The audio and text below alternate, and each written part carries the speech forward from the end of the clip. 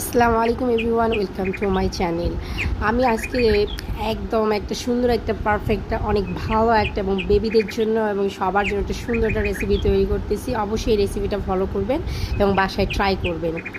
যখন আপনারা এটা এখন ঠান্ডা চলে আসছে এবং বিকেলের নাস্তা এবং বাচ্চাদের জন্য এটা সবচেয়ে পারফেক্ট একটা রেসিপি, তা অবশ্যই আপনারা এটা ট্রাই করবেন কীভাবে তৈরি করতে হয়।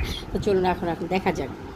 এখানে প্রথমে আমি একটা বাটি নিয়ে নিলাম। বাটির মধ্যে হচ্ছে মাংসের টুকরোগুলো, এটা হচ্ছে মুরগির মাংস। আমি হচ্ছে চিকেন ফ্রাইটা করেছি, স্মল চিকেন ফ্রাই। আমি কোন সাইজে কেটে নিয়েছি আপনারা দেখতেই পাচ্ছেন। আপনারা ইচ্ছেগুলো আরও একটু মোটা করতে পারেন বা আরও একটু পাতলা করতে পারেন, আপনার ইচ্ছের উপর, কিন্তু আমি এই সাইজ করেছি। তারপরে এখানে 1 চা চামচ হচ্ছে মরিচের গুঁড়া দিচ্ছি, 1 চা চামচ জিরার গুঁড়া দিচ্ছি।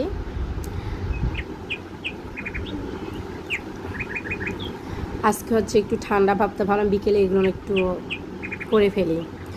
আর 1 চা চামচ হচ্ছে লবণ দিচ্ছি।